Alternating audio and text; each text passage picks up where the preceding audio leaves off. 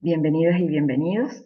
En esta clase estaremos conversando sobre las estrategias que debe implementar un lector activo para la comprensión de un texto.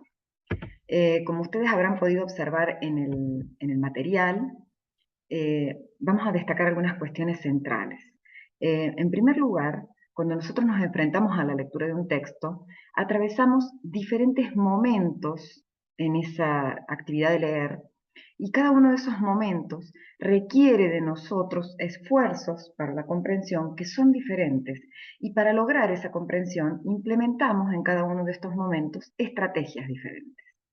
Cuando nosotros nos aproximamos a un texto, lo primero que hacemos es un poco familiarizarnos con el texto y sus características, con lo primero que se nos aparece del texto, con lo que podemos ver a simple vista, con los objetivos de lectura que tenemos y con lo que pensamos que vamos a obtener como información de allí. Hacemos algunas hipótesis, nos adelantamos un poco. Eso que hacemos antes de leer realmente, que es cuando nos acercamos al texto, se llama prelectura o lectura exploratoria. Una vez que nos metemos de lleno en la lectura, lo que vamos haciendo, sobre todo si estamos leyendo para aprender, es una lectura analítica. Es una lectura que está muy guiada por los objetivos con los cuales leemos, pero si estamos leyendo para aprender, vamos a estar orientados por objetivos que son de mucha atención, de ir monitoreando si estoy comprendiendo, de sacarme todas las dudas, de asegurarme de comprender. Una vez que he terminado de leer, la comprensión lectora requiere algún tipo de procesamiento de lo leído. Es casi una forma de corroborar que uno ha comprendido, pero muchas veces es mucho más que eso. Sobre estas estrategias que son las de postlectura o representación de la información que se ha reconstruido a la hora de leer, vamos a estar trabajando en sucesivas clases. En la clase de hoy vamos a conversar sobre las estrategias que ponemos en marcha durante la prelectura y durante la lectura analítica. Durante la prelectura o lectura exploratoria, lo que está conduciendo de alguna manera los intereses de la lectura son los objetivos de lectura. Los objetivos de lectura, como ya los hemos mencionado antes, pueden ser muy variados, pero nosotros nos vamos a detener en uno. Yo puedo leer por placer, yo puedo leer para encontrar un dato preciso, yo puedo leer para sacar una información muy general de lo leído, puedo leer para corroborar que está bien algo que yo mismo he escrito, pero nosotros nos vamos a quedar, para estos ejemplos que vamos a ver hoy, con lo que es la lectura para aprender. ¿Está bien? Que ese sería mi objetivo. Yo me acerco a un texto porque yo quiero leer para aprender de ese texto. ¿Qué me condiciona o en alguna medida me guía a la hora de acercarme a ese texto? ¿Qué conocimientos tengo sobre el propio texto, sobre el contenido del texto, sobre el tipo de texto del que se trata, sobre el tema que está tratado? Esos conocimientos previos me permiten activar información que me va a servir para ir reponiendo los vacíos informacionales que tiene cualquier texto, que me va a permitir establecer relaciones entre información que está en el texto e información que yo proporciono desde afuera, como lo hemos conversado en clases anteriores. Al mismo tiempo, en esta lectura en la que yo estoy acercándome de a poquito al texto, también influye la combinación de ambas cosas. Cuando yo tengo un determinado objetivo, como es leer para aprender, y ciertos conocimientos previos, yo estoy en condiciones, por eso las flechas van hacia allá, de hacer hipótesis y predicciones. Yo ya empiezo a pensar si este texto va a tener toda la información que yo necesito que tenga porque con el texto tengo que responder un cuestionario, o me anticipo a pensar que no, que por su brevedad, por el título, a lo mejor no está toda la información y quizás tenga que buscar otro texto. Puedo hacer una hipótesis respecto a que por el tipo de título o el soporte en el que está publicado, quizás es un texto más de opinión que de información y yo necesito más la información que la opinión. Esas son hipótesis o predicciones que uno hace cuando se enfrenta al texto, todavía no lo ha leído, pero se está anticipando sobre algunas cosas. ¿Qué elementos concretamente de un texto son los que a mí me permiten hacer estas hipótesis, hacer estas predicciones que están conducidas por mis conocimientos previos y por los objetivos que tengo a la hora de leer? Es el paratexto. Todo lo que acompaña al texto, que es más visible antes que la información textual de cada párrafo, a lo primero que yo me enfrento cuando me acerco a un texto, bueno, es el paratexto. Es en este paratexto donde más se apoyan las estrategias de lectura exploratoria, porque a partir del paratexto, como lo vamos a ver ahora, yo puedo construir mucha información que me permita hacer hipótesis, predicciones y que me deje mejor preparada para comprender la información de un texto. El paratexto puede ser icónico o puede ser verbal. Icónico viene de la palabra ícono, que significa imagen. Por lo tanto, los paratextos icónicos son todos aquellos que están asociados a las imágenes que acompañan a un texto, que pueden ser tanto fotografías como ilustraciones, que son dos cosas distintas, pero en cualquier sentido son icónicas ambas. También pueden ser, por ejemplo, mapas, pueden ser esquemas, pueden ser infografías, que son este tipo de cuadro que tiene mucha información visual y alguna información textual. Es una mezcla, la infografía, entre texto e imagen. Esto por un lado, son los paratextos icónicos, pero por otro lado tenemos los paratextos verbales, es decir, aquellos que apelan al uso de la palabra. Los paratextos verbales pueden ser los del libro. El libro como paratexto verbal tiene un índice, tiene un prólogo, tiene una tapa, tiene una contratapa. Muchas veces tiene notas al pie, notas al final, bibliografía, dependiendo del tipo de texto. Si es una novela no tiene bibliografía, pero si es un texto informativo, el que está contenido en el libro, sí, por supuesto, va a tener bibliografía. Pero nos vamos a concentrar un poquito hoy en lo que sería el paratexto verbal de un texto, o el paratexto icónico de un texto, no de un libro. Y allí que tenemos, tenemos el título. El título es una forma muy potente de construir información sobre lo que voy a leer, de anticipar sobre qué se trata. Incluso si el título está mencionando una palabra clave que yo busco, supongamos que yo estoy buscando información sobre los osos polares, ¿está bien? Si yo busco información sobre los osos polares y los osos polares están mencionados en el título, yo ya tengo una orientación respecto a que en ese texto yo voy a conseguir esa información. Pero el título también me puede permitir anticipar otras cosas, porque no es lo mismo si dice la vida de los osos polares en cautiverio, a que si dice los osos polares, características y hábitat. ¿Cuál es la diferencia?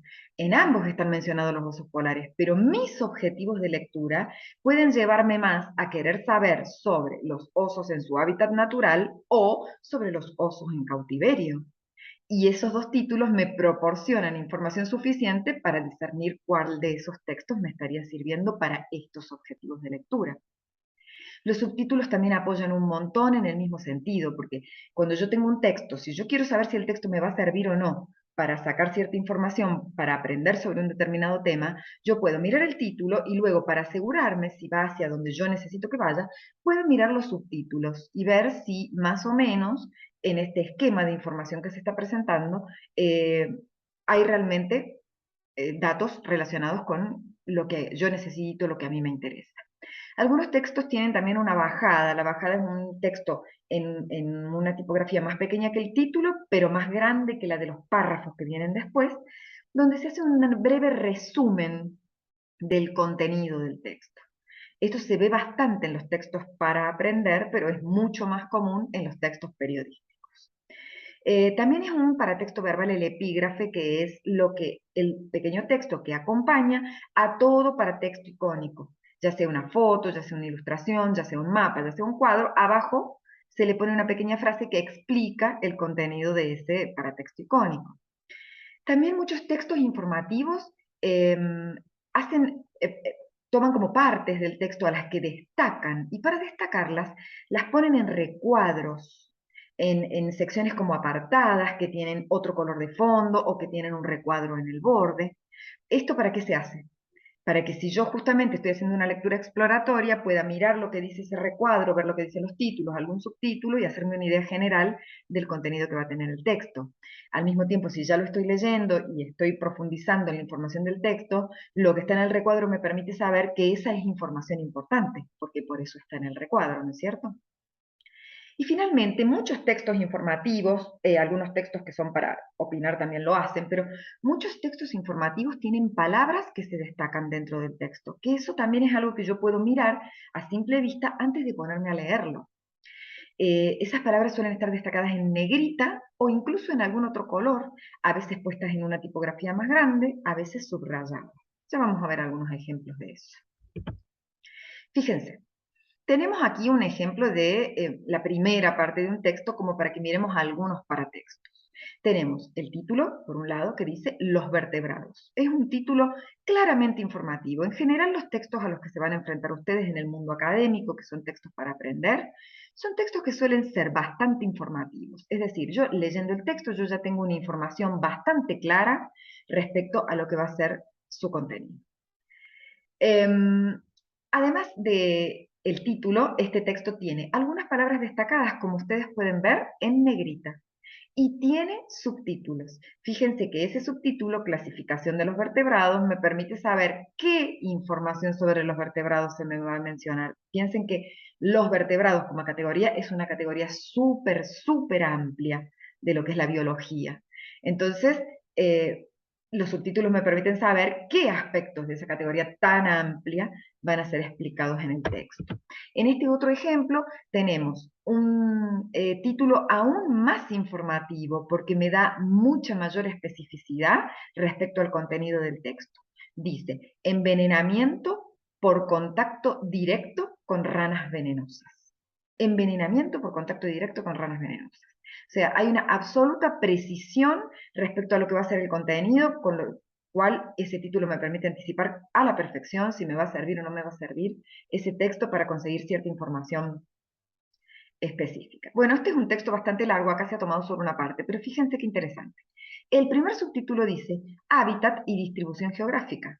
Esto me permite saber que este es un texto muy exhaustivo, porque no va directamente a hablar del envenenamiento. Primero me va a mostrar en qué hábitat viven estos animales venenosos y cómo puedo llegar a entrar en contacto con ellos dentro de ese hábitat, en qué espacios geográficos me los puedo encontrar.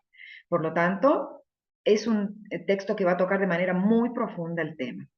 Tiene una foto, bueno, tiene dos en realidad, tiene dos imágenes que son, en este caso, fotografías, y cada fotografía, fíjense, tiene su epígrafe, que es esta frase que explica el contenido de este paratexto icónico que es la foto en este caso.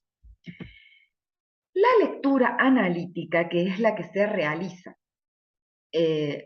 ya cuando estoy de lleno metiéndome a leer, requiere un esfuerzo o una participación consciente del lector activo. Un lector activo, cuando se encuentra frente a la lectura de un texto, tiene que ser capaz de reconocer si está o no está comprendiendo. Para que el lector pueda reconocer si está o no está comprendiendo, necesita poder dilucidar qué vacíos de información va dejando el texto y poder al mismo tiempo monitorear si él los está pudiendo llenar, si los está pudiendo completar o si está pudiendo salvar la necesidad implementada por ese vacío. ¿Cómo funciona esto? Todos los textos, todos, tienen ciertos vacíos de información. ¿Qué significa que tengan vacíos de información? Los textos utilizan un determinado vocabulario. Voy a dar un ejemplo básico de un vacío de información. A veces los vacíos de información son mucho más amplios, pero yo voy a dar un ejemplo básico. Cualquier texto que hable de cualquier tema tiene que usar cierto vocabulario. Imagínense si un texto tuviera que explicar cada palabra que utiliza dentro de sí mismo. Es decir, utilizo la palabra mesa y tengo que explicar qué significa mesa. Utilizo la palabra silla y tengo que explicar qué significa silla. Sería prácticamente un texto eterno. Como eso no ocurre en los textos tienen esos vacíos de información. Ese es el vacío de información básico de todo texto. No dar el significado de cada palabra que se utiliza. Esto, que parece una pavada cuando hablo de mesa o cuando hablo de silla, cuando tiene que ver con terminología técnica o específica de un área disciplinar, no siempre es una pavada. Porque entonces, si yo estoy estudiando sobre un área disciplinar, supongamos, qué sé yo, la meteorología, y me aparece en el texto que estoy leyendo, que me viene dando una explicación, está hecho para que yo entienda, supuestamente está dirigido para un lector como yo, que lo puede comprender, y de repente yo me encuentro con un término nuevo, yo soy consciente, al tratarse de un término nuevo, de que allí hay un vacío de información. ¿qué posibilidades tengo de reacción frente a ese vacío? Estoy leyendo este texto, con el texto estoy aprendiendo sobre meteorología y de repente hay un término que desconozco. Si yo como lector activo estoy trabajando bien y de manera consciente sobre los vacíos informacionales, hay básicamente dos posibilidades.